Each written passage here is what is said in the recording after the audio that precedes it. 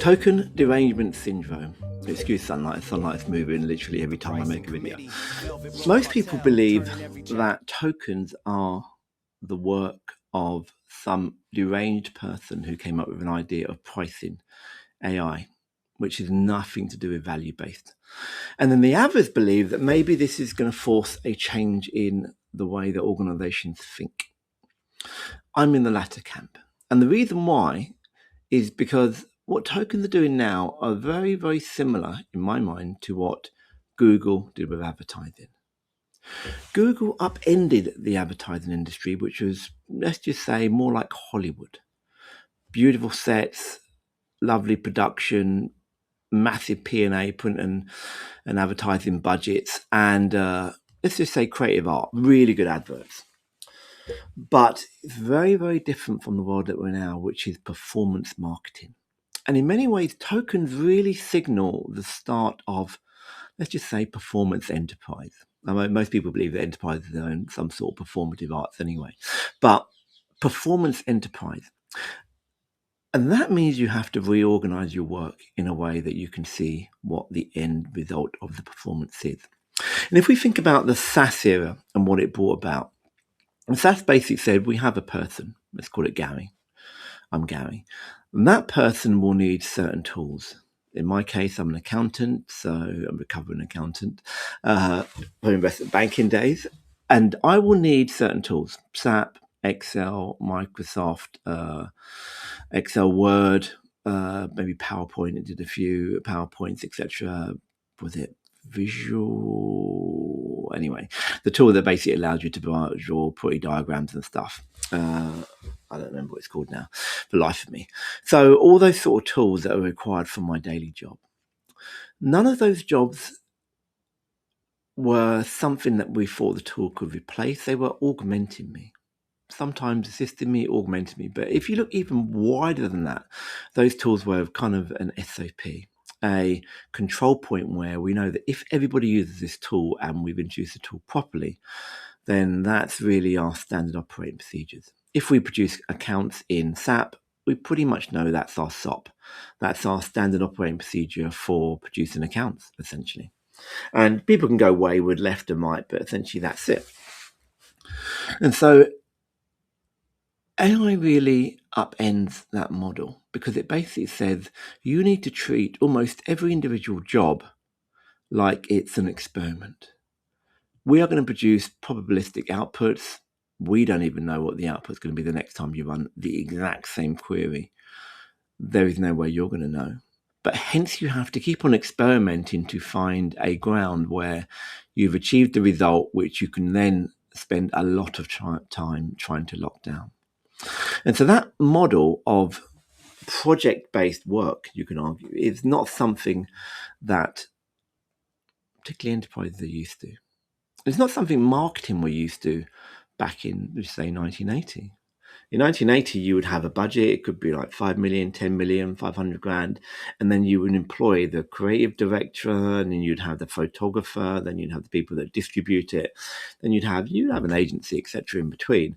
But there was no platform sitting in between telling you what the results are. The results pretty much turned up in revenue. And there were advertising awards, etc. But most importantly for a board, they turned up in revenue. What Google did is say that the results will turn up, yes, in revenue, but also in other indicators. How many clicks, how many people downloaded your video, how many people watched how many minutes of your video. There were just more indicators of how well the marketing asset was doing. In many ways, AI forces you to do that with many different tasks that you were happy to really run on, let's just say, an organic basis, where you just let it run and see the results 12 months later. That doesn't really work. And a couple of articles that, as I look through Google Alerts every day, kind of highlight the issues that we're facing, where 24 months into tokens, really, they were always there, but say raw token awareness, 24 months in, and the token derangement syndrome is really, really starting to kick in. And so if we go through a couple of articles and we just have a look at them. One of them from Adam Mosseri, I think he was on Lenny Rachitsky's podcast. And let's just see what he says here. I'm just going to get it up.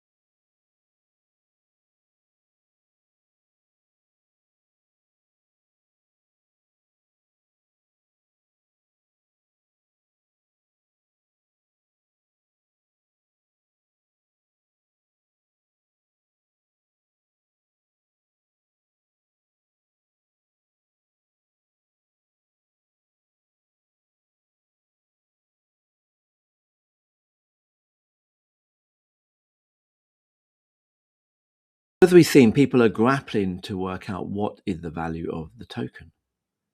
And can I have a ROI on that token? But that can only be done at the atomic level of what are you doing with those tokens, in what project, and where is the feedback loop. And wherever the feedback loop is longer than, say, a day or a week, you're going to struggle to really justify the value of that token. You'll need a much tighter feedback loop than that to be able to function. And that's really the problem. The token is really telling us that we need to rearrange the way the organization works. And the way the organization works, other than, say, marketing and even sales, is around kind of longer feedback loops.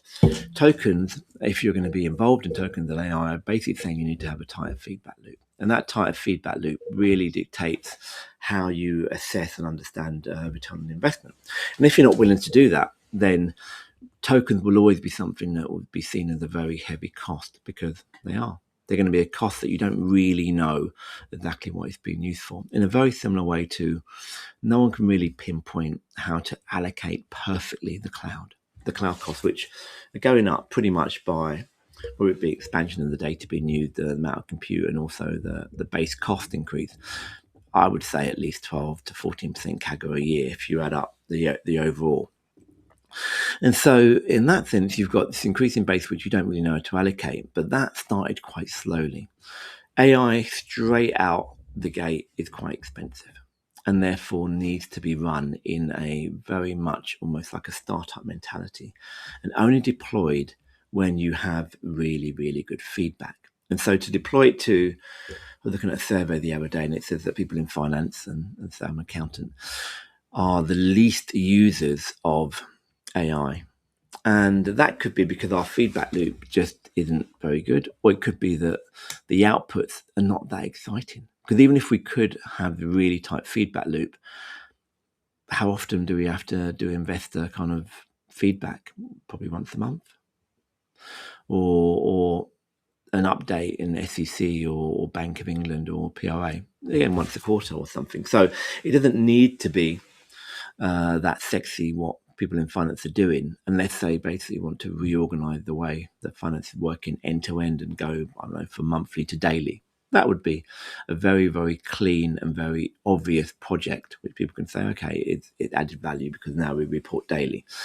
I'm not quite sure the business finds that valuable, but in some scenarios, investment banking where I worked, it definitely was valuable. In other areas, maybe not. And so you'll find that the areas that really, really use tokens well, because everybody using them now, will be the areas with really, really, really tight feedback loop. An environment where you can quickly see whether what you've done is added any value or not. And that's very hard in most of the functions outside of, say, the marketing and you can say new engineering features if you want to.